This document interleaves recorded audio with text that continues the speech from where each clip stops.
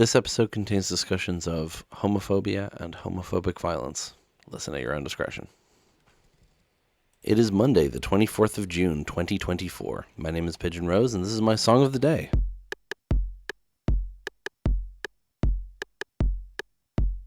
Today, we're talking about an artist who I only know one song by, and it's the song that we're talking about today. And that's not really through no fault of my own. It is, because I haven't listened to their EP or their album. But they've only released two things, that EP and that album. And they're, impossible to find information about online. I've found that they're Danish, and that the two members are called Anders Rask and Morten Kierp Hjort, which I'm probably mispronouncing, but they're a band called Kadie Elder or Kadie Elder. I don't actually know how it's pronounced, and I can find so little information about them. I'm trying to remember how I found this song. I think it was on Deezer, which I used briefly. Around the time that I started using Spotify more, I used Deezer because it had a feature where it would just endlessly play you songs that it was recommending you. And I discovered a bunch of stuff through that, and I think this was one of them. I think that's how I found it. I don't really remember, but so yeah, I'm not entirely sure how I found this one. But anyway, the song is called First Time He Kissed a Boy, because reminder, this week's theme is pride. I wanted to start off with this song because it's peppy, it's upbeat. The lyrics aren't. We'll get there. But also, this is just one of the LGBT songs that I think of when I think of LGBT songs. I put it on a playlist for the LGBT society I was in college, and I always liked when it came on, and I liked the video as well. So we'll talk about all that. But first, let's listen to the song and then come back in a few minutes and talk about it.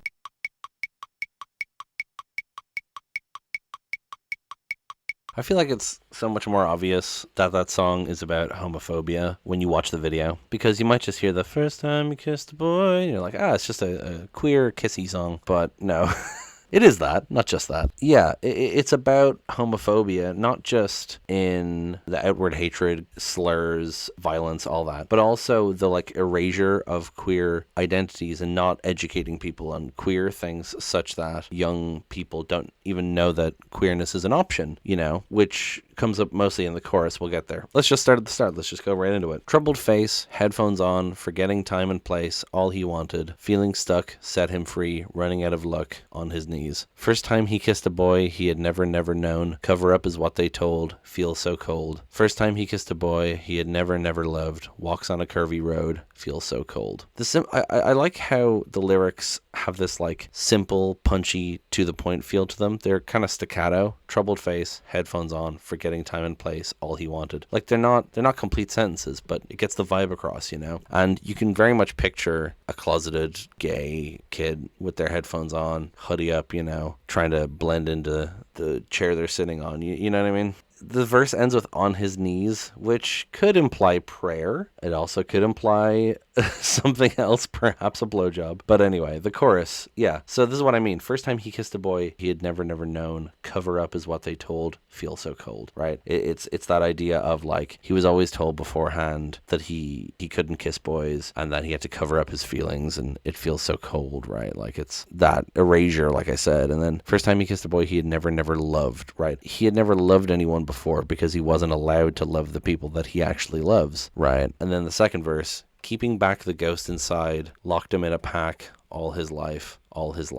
I find this one a bit more abstract, but I feel like it's referring to the ghost inside is the real person inside of him. He's keeping that contained within him, locked within him, and locked him in a pack all his life. I'm not entirely sure what it means by a pack specifically, but it makes me think that as fond as certain people are of using long disproven wolf dynamics as signifiers of masculinity, alpha, beta, sigma, all that shit, saying locked in a pack makes me think he was forced to, be among straight people all his life. That's probably not what's actually meant there, but it's immediately what my mind goes to. Then you get the chorus again, and then the bridge is just get lost over and over again, and the chorus again, but the last feel so cold gets cut off by a guitar solo sort of feel, and then the outro is get lost again. Now what I think is interesting about this, and it's kind of pointed out about the video, but yeah, no, actually, I can't talk about it without talking about the video, so we'll just go right to talking about the video. The video, which you should watch, it shows some like four teenagers or young adults playing tennis. One of them's just sitting on the side, troubled face, headphones on, stealing glances at one of them. It's implied there's an attraction there. And so the three of them go over and they start like bullying him. They start poking him with their tennis rackets and knocking his headphones off, including the guy who this guy seems to like, but he clearly like feels weird about it. He kind of looks around, his smile drops, you know. So the guy goes back behind like a shed and sits down with his headphones and burns a photo that he had of the guy in like his wallet, and then lights a cigarette, and the guy comes out and sits beside him, and they start like interacting a bit more flirtatiously, and then they start making out, and then the other kids come around the corner and see them kissing, and they stop for a moment and then continue kissing. You know, it's interesting because it presents this idea not just of like gay teenagers and closeted teenagers and whatever, but also that, you know, one of the kids who bullied him was the guy he had a crush on and who ended up kissing him. And so it speaks to that internalized homophobia that people get. There's this kind of like thing that people tend to say about like homophobic people are actually closeted, and it's like that's not always the case. Like majority of the time it is not the case. It does happen, but usually it's not as common a thing as some people want to believe it is. But like, yeah, it's quite often that someone who's closeted or doesn't even know yet that they are gay has that internalized homophobia and bullies other people for being gay because they would rather do that than admit it themselves, right? Which is unfortunate, but it's quite common. But I like the way this music video ties in with the song and expresses those ideas, not just of general homophobia, but also internalized homophobia. And the thing I was going to say about the lyric there, the way it cuts off from Feel So Cold to Feel, and then the guitar solo comes in, that sounds like the euphoria of a kiss, you know what I mean, of a first kiss. Like the kind of rising sound of it. It really gets you in that place. And even though this is a song about homophobia, there's just something to the energy of it and the music of it and the delivery that makes it feel joyous. Partially, I think it's because of the like rebelliousness of it, right? Because it's speaking out against homophobia, but it is about kissing someone. It is about finding that thing finally. So it does feel rebellious and happy in that way, you know,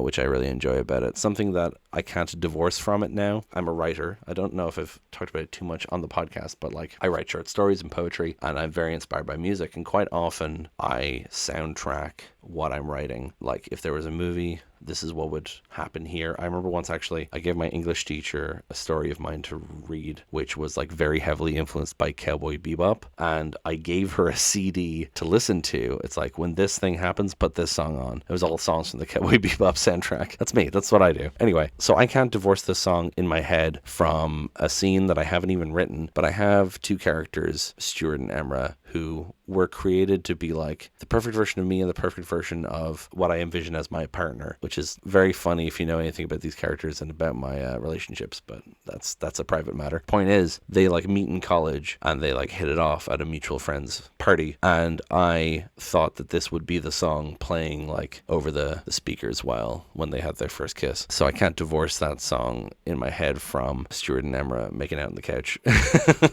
It's not the first time Stuart kissed a boy. It sure is the first time Emma kissed a boy. I think that's pretty much all I have to say about it. Tomorrow we'll be talking about another prideful song, although it is again about phobia. I mean, that tends to be inherent in a lot of these things, unfortunately. In the meantime, please subscribe, leave a comment, give me a like, tell me what you think, tell your friends about the podcast, tell anyone within earshot who will listen. Happy Pride, and I will talk to you tomorrow. Break it down.